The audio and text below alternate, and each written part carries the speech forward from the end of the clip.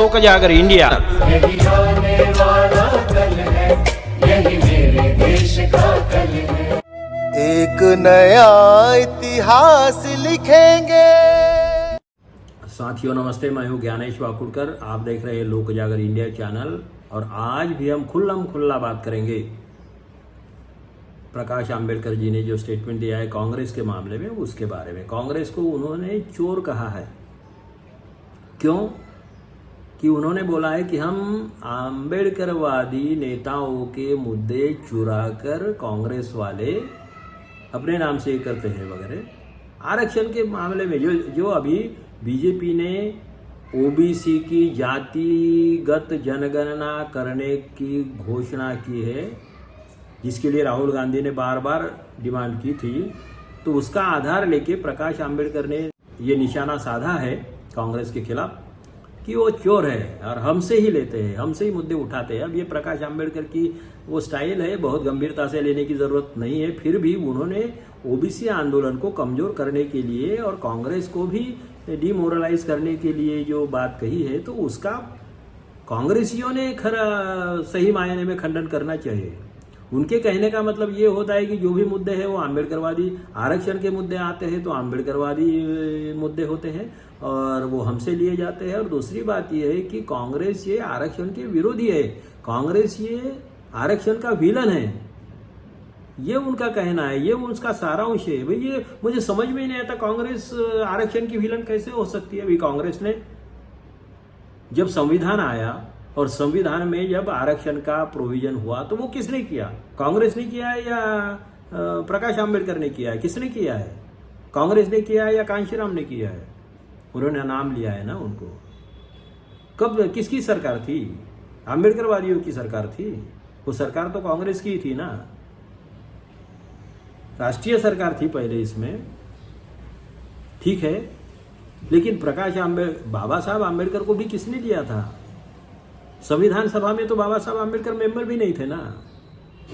संविधान सभा में बाबा साहब आंबेडकर मेंबर भी नहीं थे। उनको भी महात्मा गांधी ने लिया था पंडित जवाहरलाल नेहरू को बोल के और अपने एक मेंबर का रिजाइन लेके। और संविधान सभा में 300 के करीब मेंबर थे। बाबा साहब आंबेडकर को ड्राफ्ट समिति का चेयरमैन बनाया, वो भी महात्मा गांधी ने बनाया। बाबा साहब ने खुद बोला कि मुझे ताज्जुब हुआ, मुझे ऐसे कैसे बनाया। और अगर आरक्षण के प्रोविजन के समय अगर कांग्रेस नहीं चाहती तो विरोध करती थी ना। अकेले बाबा साहब आंबेडकर क्या करते थे? जैसे कि हिंदू कोड बिल के मामले में विवाद हुआ, कई लोगों ने उसको मंजूर नहीं किया, मतलब क्योंकि समाज में बहुत हंगामा हो रहा था, पुतले जलाए जा रहे थे, इसीलिए पंडित जवाहरलाल नेहरू ने बाबा साहब को समझाया था कि आप रिजाइन मत करो, हम इसको बराबर कर लेंगे, मंजूर कर लेंगे तरीके से। मगर बाबा साहब नहीं माने।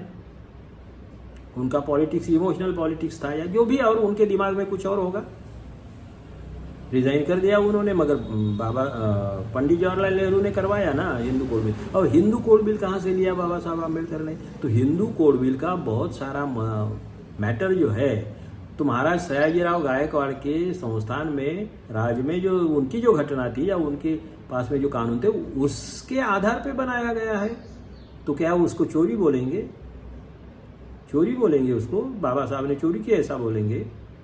भाई सामाजिक आंदोलन की परंपरा हजारों सालों से होती है, कई चीजें आती है, कई महापुरुषों से कई संघर्ष होता है, और फिर आने के आते फिल्टर होते होते ये सब बातें हो जाती है। कहीं कहाँ कोई प्रिंसिपल यहाँ से लिया जाता है, कोई प्रिंसिपल वहाँ से लिया जाता है, फिर उसको बराबर फिल्टर किया जाता है, फिर उसको फिनिश किया जाता है, फिर एक्सेप्ट किया जाता है। तो ये चोरी चपाटे वाली बात कहाँ से आ गई मेरे भाई? प्रकाश आंबेडकर और फिर वीपी सिंह और फिर मायावती हम लोगों के मुद्दे हैं करके। अरे भाई तुम्हारे मुद्दे कैसे है भाई? तुम कब से आए हो? फिर आरक्षण वाला मुद्दा भी तो, आरक्षण ये आंबेडकरवादी संकल्पना तो है ही नहीं, ये संकल्पना तो फूलेवादी है, फूलेवादी संकल्पना। फिर सब फूलेवादी बोलो ना, इसी बात को फूलेवाद बोलो ना, आंबेडकरवाद ही क्यों बोलते हो? शाहूवाद क्यों नहीं बोलते? फूले शाहू आम्बेडकरवाद बोलते हो, मगर बाद में ज़्यादा से ज़्यादा आम्बेडकरवाद बोलते हो। इसकी वजह से क्या हुआ कि ये जो व्यापक प्रवाह था फूले शाहू आम्बेडकर वाला, तो वो सिमटते सिमटते आम्बेडकरवाद पे लाया है। कॉन्स्टिट्यूशन को भी आम्बेडकरवादी कॉन्स्टिट्यूशन, बाबा साहब ने कॉन्स्टिट्यूशन लिखी है, हमारे बाप ने कॉन्स्टिट्यूशन लिखी है। हमारे बाप बोलने वाले बाकी लोग भी बोलते हैं, अरे भाई शिवाजी महाराज भी हमारे बाप थे, गांधी जी भी। गांधी जी को अगर बोले कि हमारे बाप ने आज़ादी दिलाई तो फिर वो कैसा लगेगा? अच्छा लगता है क्या किसी को? सभी को मंजूर नहीं ना कि भाई महात्मा गांधी को मानो ना मानो, बाबा साहब आम्बेडकर को मानने वाले भी सभी होंगे, ऐसा जबरदस्ती थोड़ी हो सकती है। ऐसी जबरदस्ती नहीं हो सकती यार। शिवाजी महाराज को भी सभी मानते थे क्या? शिवाजी महाराज के नजदीक वाले लोगों से तो संघर्ष करना पड़ा शिवाजी महाराज को। ऐसा कोई महापुरुष नहीं है दुनिया में, ऐसा कोई महापुरुष नहीं है कि सारे के सारे लोग उनको मानेंगे अपना बाप। तो फिर ये क्यों थोपते हो? अंधश्रद्धा क्यों? व्यक्ति पूजा क्यों? और इस चक्कर में अच्छी अच्छी मूवमेंट का सत्यानाश क्यों करते हो? अभी कांग्रेस को अगर चोर कहते हो आप, आरक्षण की संकल्पना महात्मा फूले ने हंटर कमीशन के सामने रखी थी 1882 में। उसके बाद में 1933 में जो मैकडोनाल्ड प्रधानमंत्री थे, उन्होंने आरक्षण मतलब कम्युनल अवार्ड मंजूर करके वो आधुनिक आरक्षण की शुरुआत की थी। 1928 में तो महाराष्ट्र में आरक्षण था, शाहू महाराज ने दिया था। उधर साउथ में भी ओबीसी को आरक्षण था, ये भी ओबीसी को आरक्षण था। तो ओबीसी की आरक्षण की नींव तो कॉन्स्टिट्यूशन बनने के पहले से थी। बाबा साहब आम्बेडकर का उस पर क्रेडिट इतना है कि उन्होंने बहुत अच्छी तरह से उसको ये किया है। संविधान सभा का जो उनको चांस मिला, गांधी जी ने उनको साथ में लिया, तो उसका फायदा उन्होंने बहुत अच्छी तरह से किया, मेहनत बहुत की और आरक्षण दिया। 340 भी क्या है ओबीसी के लिए? वो एक तो डायरेक्टिव प्रिंसिपल था, वो कोई मानना ही जरूरी नहीं था। असल में ओबीसी के आरक्षण का दरवाजा खुला कि तमिलनाडु में जो ओबीसी का आरक्षण था वो रद्द करने के बाद में बहुत बड़ा आंदोलन वहां पे हुआ, और बहुत बड़ा आंदोलन होने की वजह से कॉन्स्टिट्यूशन में पहली घटना दुरुस्ती करनी पड़ी, और वो ओबीसी के आरक्षण के मामले में थी। फंडामेंटल राइट्स में उसको सम्मिलित कर लिया गया, इसलिए ओबीसी को आरक्षण मिला है। ये सच्चाई है। एससी एसटी वाला जो आरक्षण था वो फंडामेंटल राइट है। ओबीसी का आंदोलन, ओबीसी का आरक्षण 340 के, वो कोई आरक्षण था ही नहीं, वो सिर्फ चलो एक डायरेक्टिव प्रिंसिपल था। मगर बाबा साहब आम्बेडकर ने उस हिसाब से अपनी भावनाओं को रखा था कि भाई ये किया जा सकता है, तो उनका सम्मान है।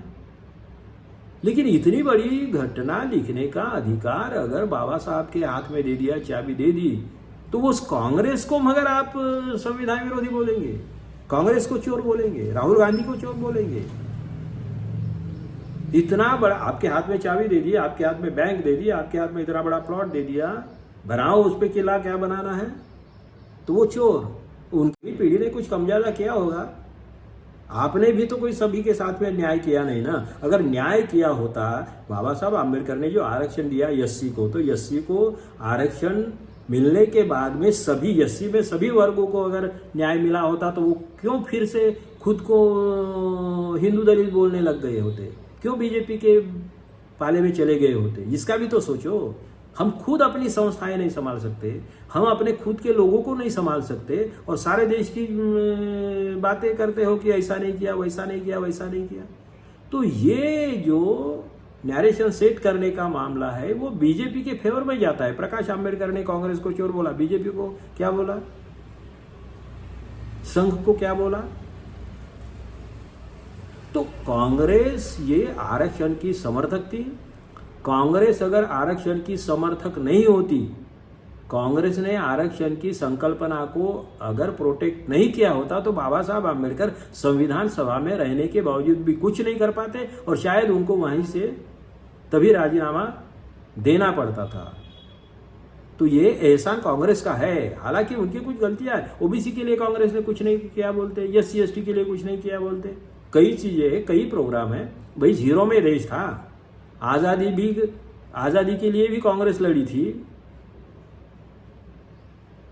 आजादी के लिए भी कांग्रेस लड़ी थी, फिर देश को बनाना भी था, जीरो से इतना यहां तक लाया, ठीक है ना, कुछ गलतियां।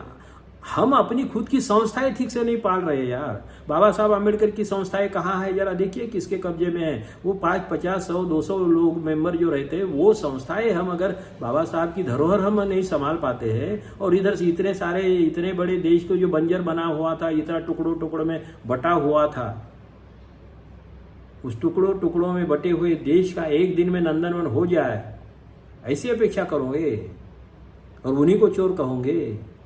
कहाँ का न्याय है? तो भैया ये समझना चाहिए, हमको समझदारी से काम करना होगा। और एक मेन बात यह है कि कांग्रेस कभी भी आरक्षण की विलन हो नहीं सकती।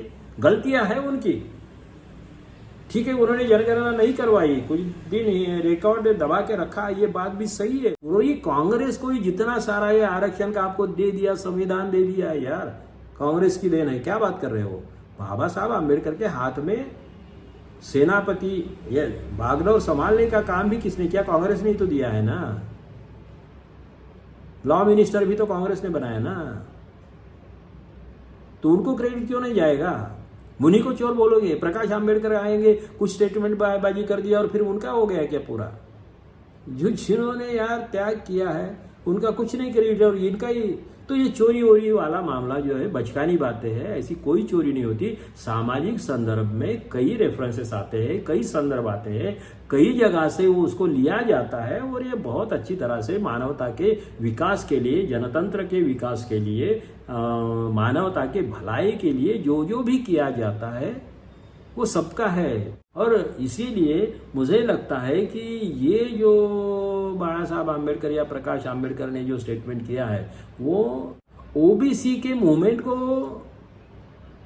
मिसगाइड करने वाला मामला है, कंफ्यूज करने वाला मामला है। ओबीसी मूवमेंट वालों ने ये समझ लेना चाहिए कि कांग्रेस हमेशा आरक्षण के फेवर में रही। कुछ गलतियां हुई, मैं फिर से बोलता हूं, मैं कांग्रेस का कार्यकर्ता नहीं हूं, फिर भी सर्वसमावेशक पार्टी अगर इस देश में आज तक कोई है तो कांग्रेस ही है। पहले नंबर की पार्टी है सर्वसमावेशक पार्टी करके, कोई नहीं। बाकी जितने भी आए, फूले शाह आम्बेडकर का नाम लेने वाले वगैरह, उन्होंने क्या किया है? कितने हुकुमशाह, कितने डिक्टेटरशिप के तरीके से पार्टियां चलाई, उनका इतिहास देखिए, उनका इतिहास देखिए। उन्होंने अपने पार्टी को किसको, पार्टी का अध्यक्ष किसको बनाया है, टिकटें देते समय किसको दी है, क्या क्या किया है, जरा देखिए, फिर कांग्रेस के साथ में तुलना करिए। तो कहने का मतलब ये है कि प्रकाश आंबेडकर ने जो कहा है कि कांग्रेस ये आरक्षण का विलन है, तो ये हो नहीं सकता। और आरक्षण वाली लड़ाई ये आंबेडकरवादी लड़ाई है नहीं, ये फूलेवादी लड़ाई है।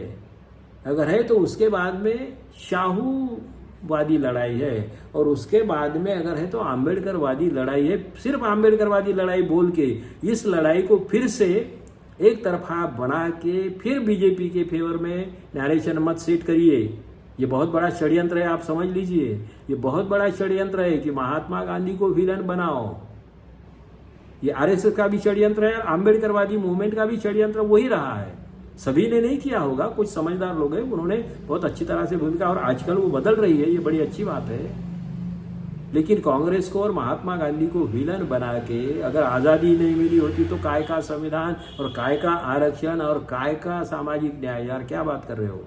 ये सब नेता जो भी है, ये सब नेता मानवतावादी थे, समतावादी थे, लोगों का विचार करते थे, प्रायोरिटीज अलग अलग थी, तो हर एक की स्टाइल अलग थी, तो इसीलिए एक ही सही है और बाकी सब गलत, ये नहीं हो सकता है। इस मूवमेंट में भी हमें उसकी ज़रूरत है। किसी का अपमान करने का या किसी का क्रेडिट नकारने का, मैं बहुत छोटा आदमी हूँ, मैं कौन होता हूँ? समाज उसका हिसाब करेगा, इतिहास लिखा जाएगा, लिखा भी जा रहा है, दुनिया देख रही है। तो जो बड़े लोग हैं बड़े हैं, महात्मा है महात्मा है। हर बात से हम सहमत नहीं हो सकते उनके, मगर उनकी महानता से कोई इनकार भी नहीं कर सकते हैं। और इसीलिए लेकिन खुल्लम खुल्ला बात करने की ज़रूरत है, अपने अपनी जाति के हिसाब से, अपने अपने धर्म के हिसाब से, अपने अपने पार्टी के हिसाब से, अपने अपने मतलब के हिसाब से जो नेताओं को बड़ा छोटा करने वाली जो विकृति हम लोगों में आई है, वो जरा त्याग देना चाहिए। महापुरुषों को महापुरुषों के हिसाब से ही ट्रीट करिए, सबका सम्मान करिए, अच्छा है अच्छा बोलिए, बुरा है बुरा बोलिए। यही कहते हुए आज के लिए बस इतना ही। आप देखते रहिए लोक उजागर इंडिया चैनल, लाइक करिए, शेयर करिए, सब्सक्राइब करिए। धन्यवाद। आने वाला कल है, यही मेरे देश का कल है। एक नया इतिहास लिखेंगे।